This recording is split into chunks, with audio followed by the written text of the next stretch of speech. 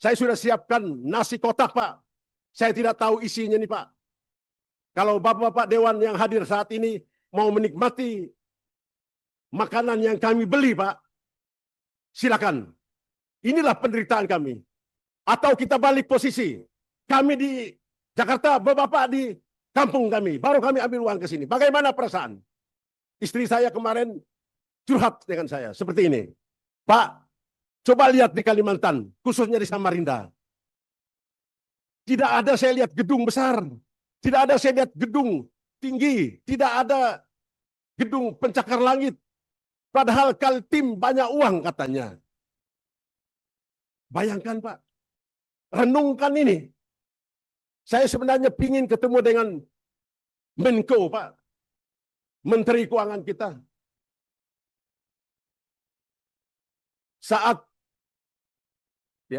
Saat saya lihat di YouTube, Pak, saat beliau menjawab salah satu anggota DPD Kaltim bertanya, saya tidak tahu teman-teman menilai itu.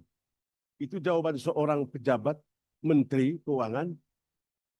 Sedih saya lihat, sedih saya dengarnya, Pak. Justru melempar masalah itu kepada, sudah tanyakah kepada perwakilan DPR Dapil Kaltim? Tidak disebut namanya, Pak. Buka di YouTube. Disebut namanya. Sudah ditanyakan. Seharusnya kalau beliau bijak, kalau beliau tahu perasaan kita, perasaan kami ini, tidak perlu mengungkap bahasa itu. Baik, saya akan segera mengevaluasi lagi dana bagi hasil untuk Kaltim. Itu baru hebat. Bukan menunjuk siapa wakil dari Kaltim kemarin. Merayakan Idul Fitri. Setelah itu libur lagi. Kalau boleh diambil efektif beliau hanya 4 atau 6 bulan bekerja.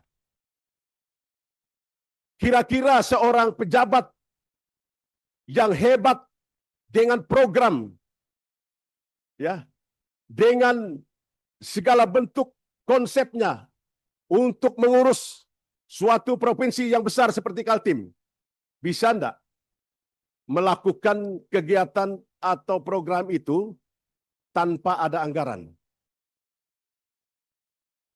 Seharusnya Bapak Purbaya, Menko, mudah-mudahan beliau ini nonton, Menko melihat setiap pejabat-pejabat daerah yang belum 1 tahun menjabat, berikanlah dia peluang untuk mengelola anggaran itu. Jangan dipotong. Jangan dipotong. Biarkanlah dia bekerja dulu. Beda kalau dia 2 periode. Kalau hanya 1 periode itu belum tentu. Walaupun itu tidak dipotong, dia tidak akan maksimal. Itu yang pertama. Yang kita tahu bahwa di YouTube itu, atau pernyataannya Pak Menko, dia mengatakan, kenapa ini dipangkas? Karena banyak anggaran yang parkir. Banyak anggaran yang ditahan dan dimasukkan di bank daerah. Kalau di Kaltim, bank BPD. Pertanyaan kita kepada Bapak Menko, tolong ini disampaikan, Pak.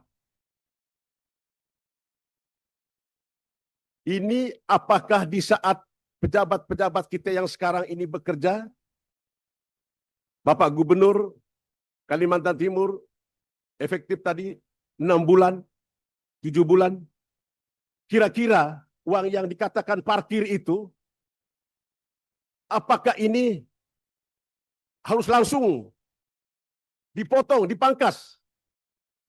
Seharusnya diberikan peluang dulu, kesempatan kepada pejabat-pejabat kita yang baru menjabat sebagai pimpinan daerah. Dan ini kami anggap adalah perbuatan, tindakan yang tidak adil terhadap masyarakat penyumbang devisa terbesar. Lalu yang kedua, kita tidak perlu terlalu banyak memberikan masukan. Yang jelas, kami mengharapkan setelah kami balik atau kembali ke Kalimantan Timur, Kami mohon agar secepatnya tuntutan kami ini untuk DBH tidak boleh dipangkas, tidak boleh dipotong. Setuju? Setuju? Karena apa? Dengan tidak dipotong pun masyarakat kita di perbatasan itu menderita. Bayangkan di perbatasan, karena Kalimantan ini adalah dekat sekali dengan negara tetangga kita, Malaysia, Brunei. Dekat sekali. Kita tidak tahu bagaimana perasaan masyarakat yang ada di Kalimantan, khususnya Kalimantan Timur, diperlakukan seperti, mohon maaf, kalau boleh saya bilang seperti binatang. Kalau kita melihat video yang tampil tadi, makan apa adanya, kebetulan kendaraan saya ada yang ditarik oleh salah satu eksa tadi itu rencana saya mau tarik ke Samarinda kemarin, akhirnya kembali ke kampung lagi, Pak. Karena melewati ya sungai yang cukup besar dan harus ditopang dengan eksa baru bisa lewat. Sampai detik ini, Pak, bulan Mei kemarin saya minta itu harus ada di Samarinda. Sampai besok ini, Pak, belum sampai ke sini. Makanya saya, waktu kita pertemuan di Balikpapan, di Puskodal, saya sampaikan dengan teman-teman DPR, Bapak Ketua saat itu, sekali-sekalilah Bapak Menko ini datang ke perbatasan.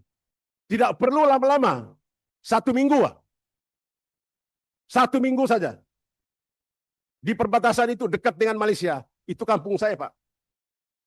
Kalau saya mau menangis saya melihat penderitaan orang di sana, Pak.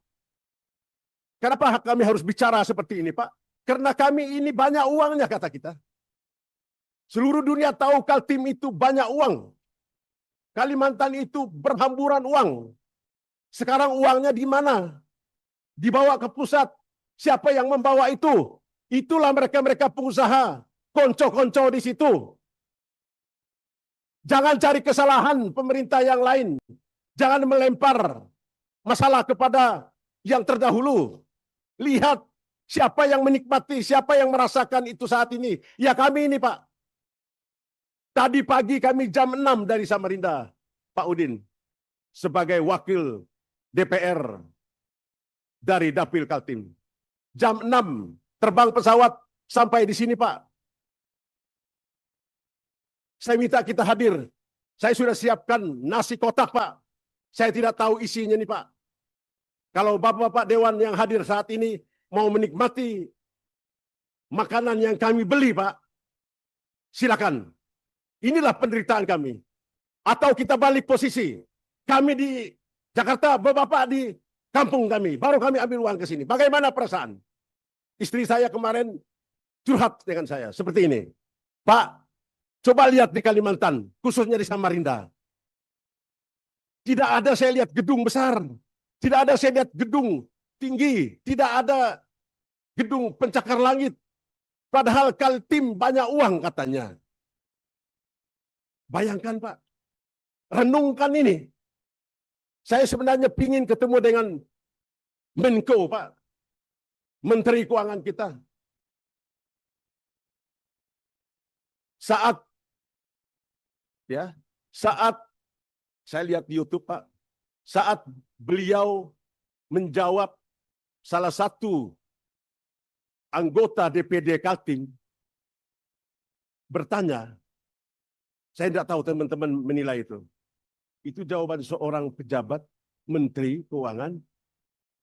Sedih saya lihat. Sedih saya dengarnya, Pak. Justru melempar masalah itu kepada, sudah tanyakah kepada perwakilan DPR Dapil Kaltim? Tidak disebut namanya, Pak. Buka di YouTube. Disebut namanya. Sudah ditanyakan. Seharusnya kalau beliau bijak, kalau beliau tahu perasaan kita, perasaan kami ini, tidak perlu mengungkap bahasa itu. Baik, saya akan segera mengevaluasi lagi dana bagi hasil untuk Kaltim. Itu baru hebat. Bukan menunjuk siapa wakil dari Kaltim kemarin. Tanya. Ini kan luar biasa, Pak.